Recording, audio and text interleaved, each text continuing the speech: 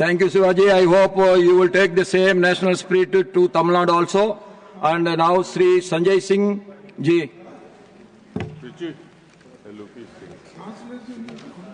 Vande Mataram sir, आपका बहुत बहुत आभार कि आपने वंदे मातरम जैसे महत्वपूर्ण विषय पर मुझे अपनी बात कहने का अवसर दिया।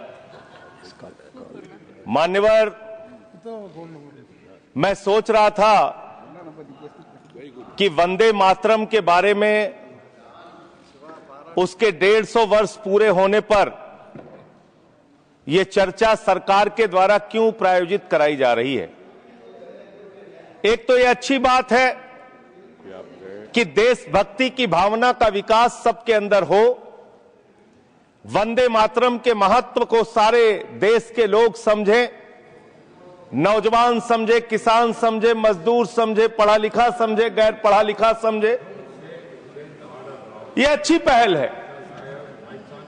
लेकिन मैं साथ ही साथ यह भी सोच रहा था तो एक घटना मुझे याद आई मान्यवर। वो घटना थी उत्तर प्रदेश की। हमारे एक ऊर्जा मंत्री हैं माननीय मंत्री जी AK शर्मा जी, उनके सामने व्यापारी लोग पहुंचे।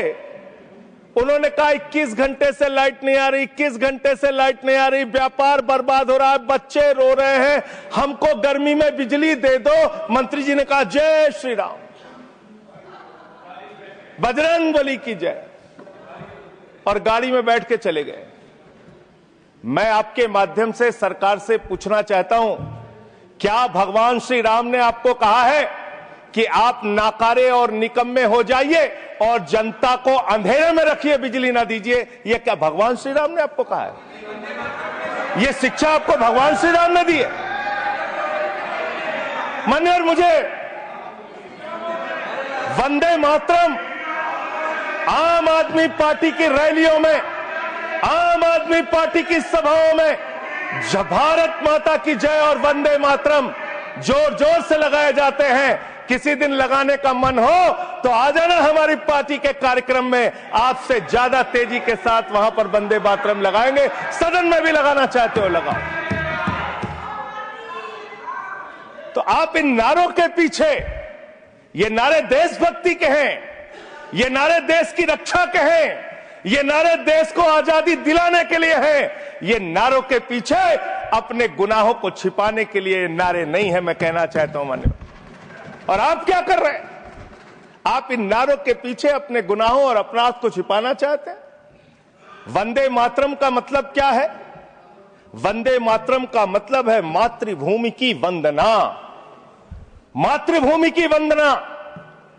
हम मातृभूमि की वंदना करते हैं, तो आप कैसे मातृभूमि की वंदना कर रहे हैं? अरे 1 रुपए में तो एक आम नहीं मिलता। आपने 1 रुपए में अडानी को 1050 एकड़ जमीन और 10 लाख आम और लीची के पेड़ दे दिए। ये मातृभूमि की वंदना, ये आपकी मातृभूमि की वंदना है। आप मातृभूमि को बेचकर मातृभूमि की वंदना कर रहे हैं। ये मातृभूमि की, आज वंदे मातरम पे ही बात करूंगा सर। मातृभूमि की वंदना, मातृभूमि की वंदना हिंदुस्तान के एयरपोर्ट को बेच के नहीं हो सकती। मातृभूमि की वंदना रेल को बेच के नहीं हो सकती, सेल को बेचकर नहीं हो सकती, समुद्री तटों को बेचकर नहीं हो सकती, कोयला और गैस को बेच के नहीं हो सकती, हिंदुस्तान की जमीनों को बेच के नहीं हो सकती। तुम लोग मातृभूमि को बेचने वाले लोग हो, तुम मातृभूमि की वंदना करने वाले लोग नहीं हो।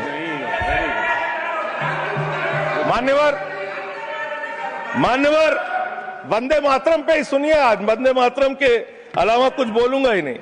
मातृभूमि की वंदना, इस मातृभूमि की वंदना में जब यहां पे लीडर ऑफ द अपोजिशन बोल रहे थे, मान्यवर, honourable I am not yielding sir, I am not yielding sir, sir I am not yielding sir, I am not yielding sir.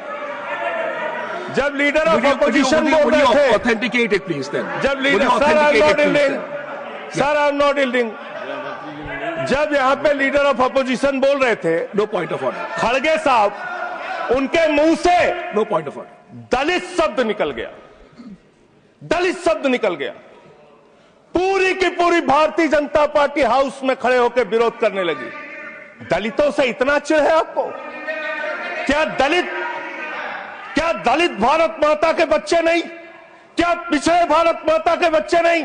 क्या आदिवासी भारत माता के बच्चे नहीं? अगर दलितों, पिछड़ों, आदिवासियों की बात होगी तो आप विरोध करोगे? I'll have to give it to LOH. आप विरोध I'll have to करोगे? give it to LOH. You are not on the topic. LOH.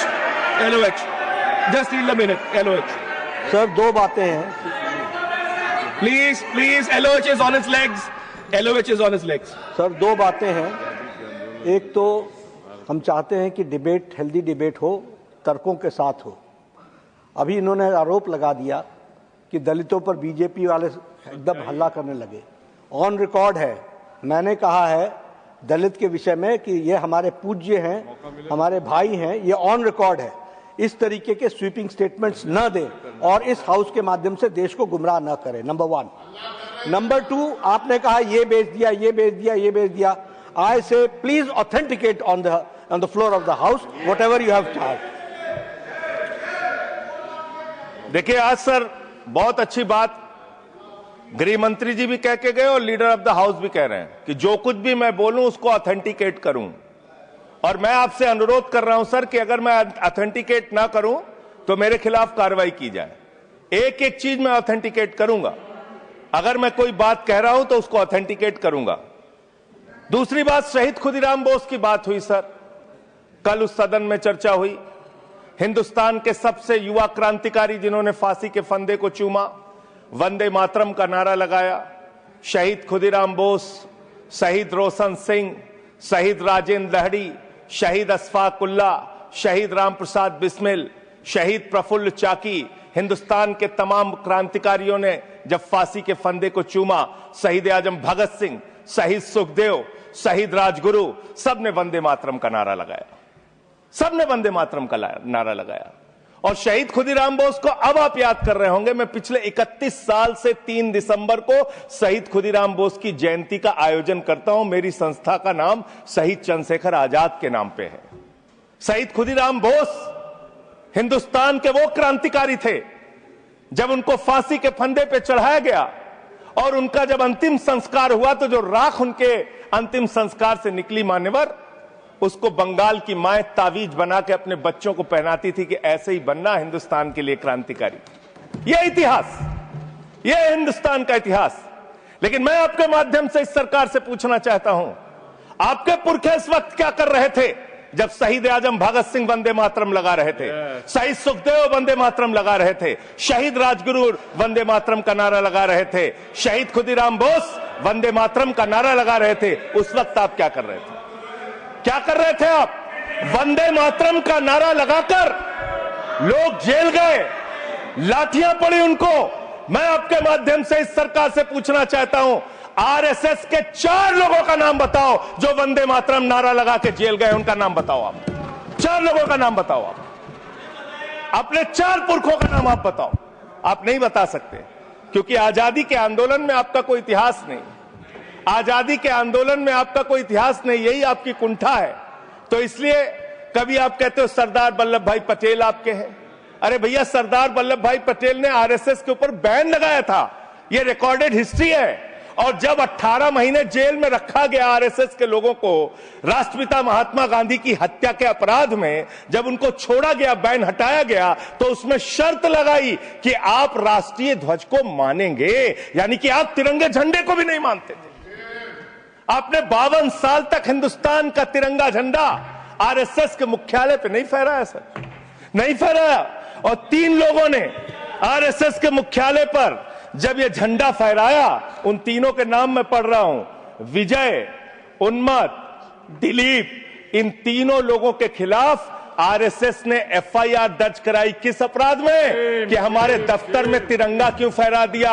और कितने साल तक मुकदमा लड़े? 13 साल तक मुकदमा लड़े। यह है आपकी असलियत। आप तिरंगे का विरोध करते हैं, भारत के राष्ट्रीय ध्वज का विरोध करते हैं। जो लोग तिरंगे और राष्ट्रीय ध्वज का विरोध कर सकते हैं वो भारत माता के सच्चे सपूत नहीं है, वो नहीं है हमारे निगाह में। और मैं आपको बताता हूं सर, ये है 28 दिसंबर 1949 का ऑर्गेनाइजर पत्र, इसको भी रखूंगा क्योंकि आज गृह मंत्री जी और लीडर ऑफ द हाउस दोनों कह के गए रिकॉर्ड पे सारी चीजें आनी चाहिए, इसको रिकॉर्ड पे रखना चाहिए। इतिहास देश को पता चलना चाहिए किन लोगों ने देश के साथ गद्दारी की, किन लोगों ने तिरंगे का विरोध किया, किन लोगों ने राष्ट्रगान का विरोध किया। आपको ये पढ़ के सुनाना चाहता हूं, ये ऑर्गेनाइजर है, क्या लिख रहा है।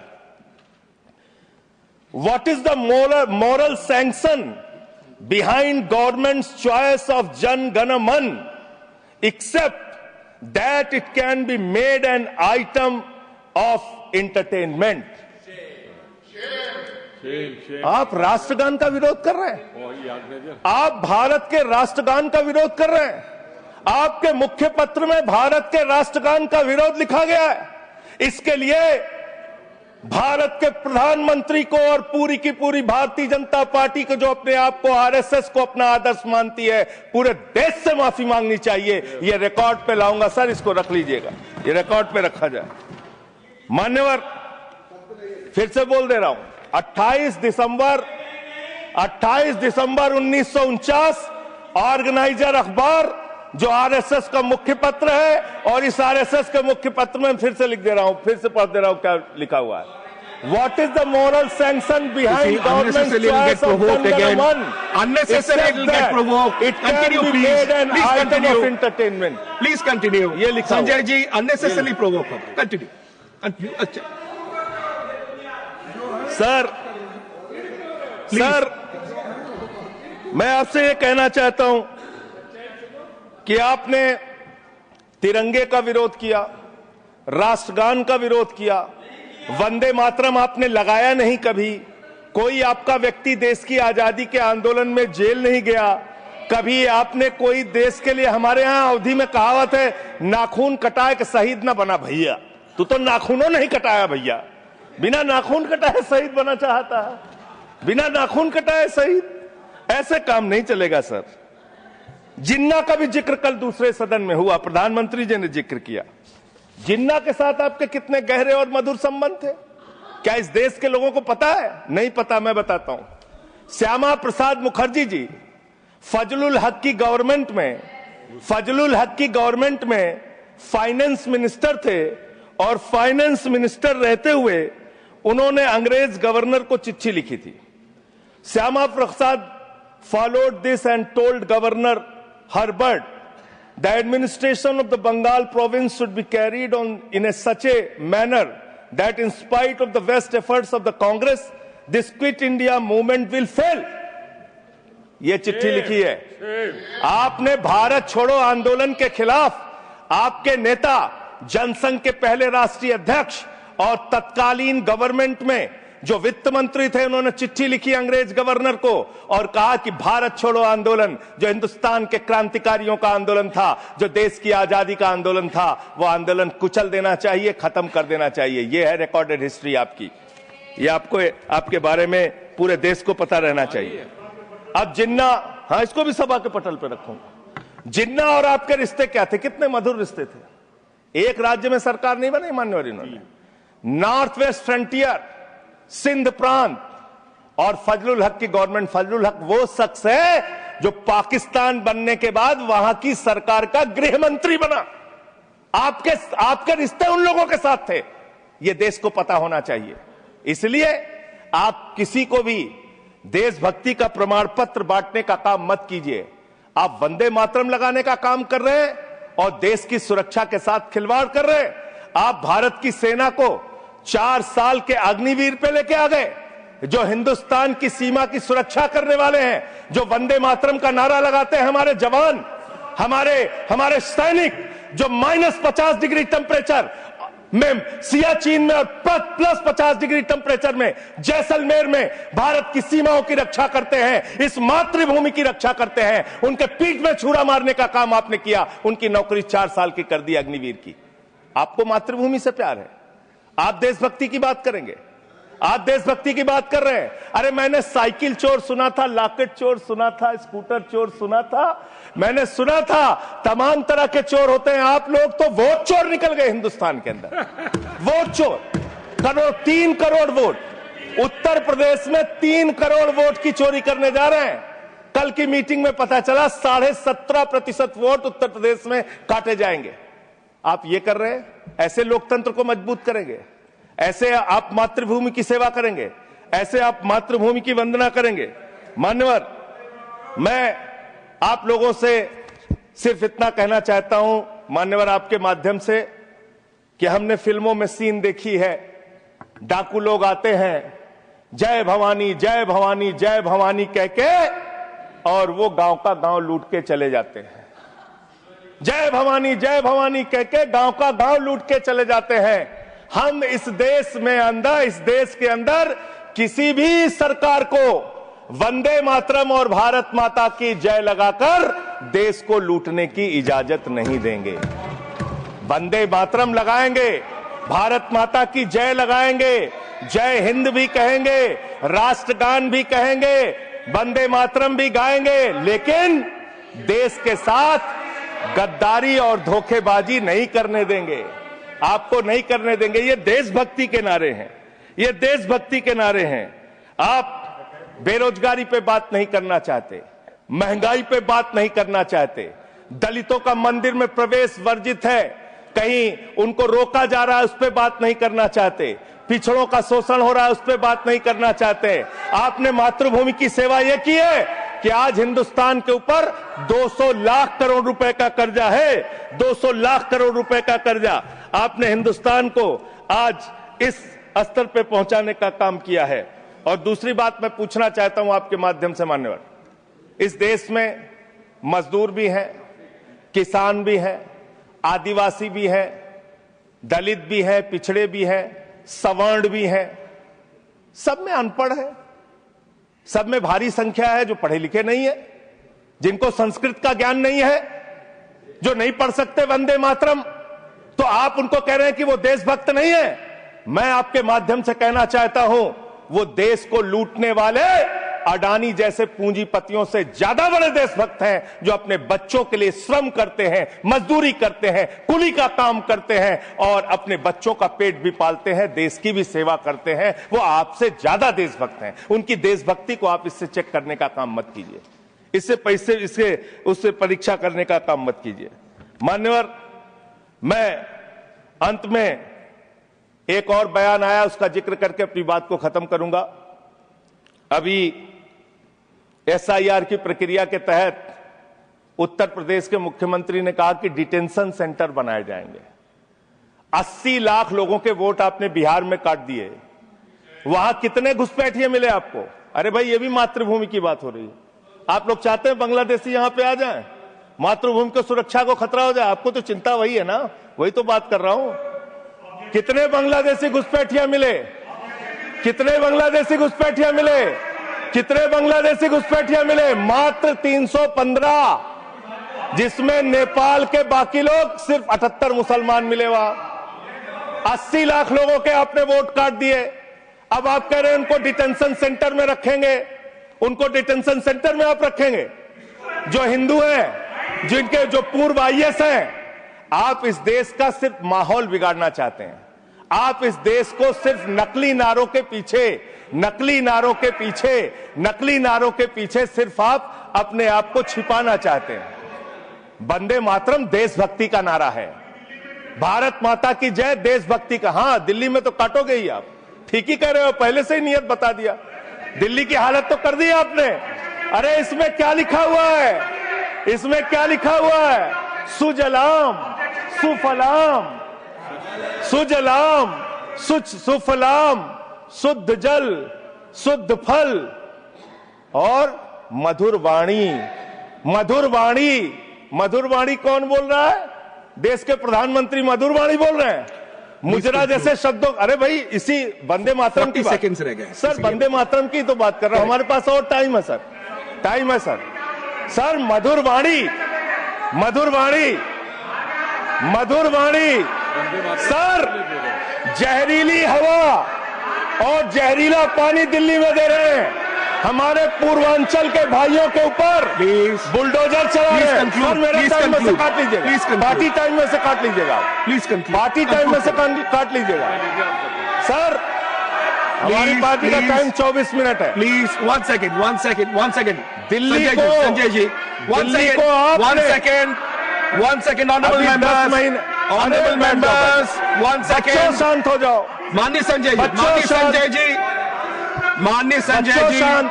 कंक्लूड करिए, आपका सर, समय खत्म अरे हो रहा मैं है। चौ- It'll sir, continue. 24 Please, minute मेरा please, time है। Please, मैं अपने माननीय time- Neeraj ji, please, he's concluding. Please conclude. 10 seconds, sir. Please conclude. आपका समय समाप्त हो गया है। सर, मेरी पार्टी का समय 24 मिनट है। ठीक है। मेरी पार्टी का समय 24 मिनट है। और कोई स्पीकर नहीं है आपके? स्पीकर एक और है, उनमें से आप काट लीजिएगा समय। मैं कह रहा हूं ना, Conclude करिए, conclude. हाँ, ये हमारा अधिकार है, पार्टी का अधिकार है।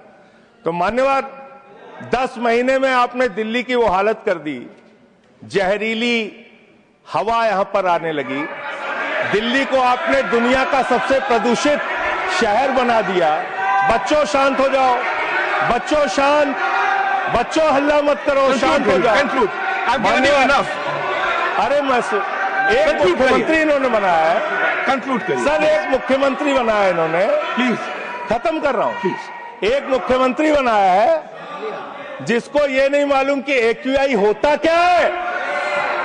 Conclude करिए. वो टेम्परेचर बता रही है। ये हालत है। Thank you. तो इसलिए मैं अंत में इन्हीं लाइनों के साथ कि पहले ये तय करो कि वफादार कौन है। ये वक्त तय करेगा कि गद्दार कौन है। ये वक्त तय करेगा कि गद्दार कौन है। पहले Thank ये you. तय करो कि वफादार कौन है। ये वक्त तय करेगा कि गद्दार कौन है। वंदे Thank you. Vande Thank you.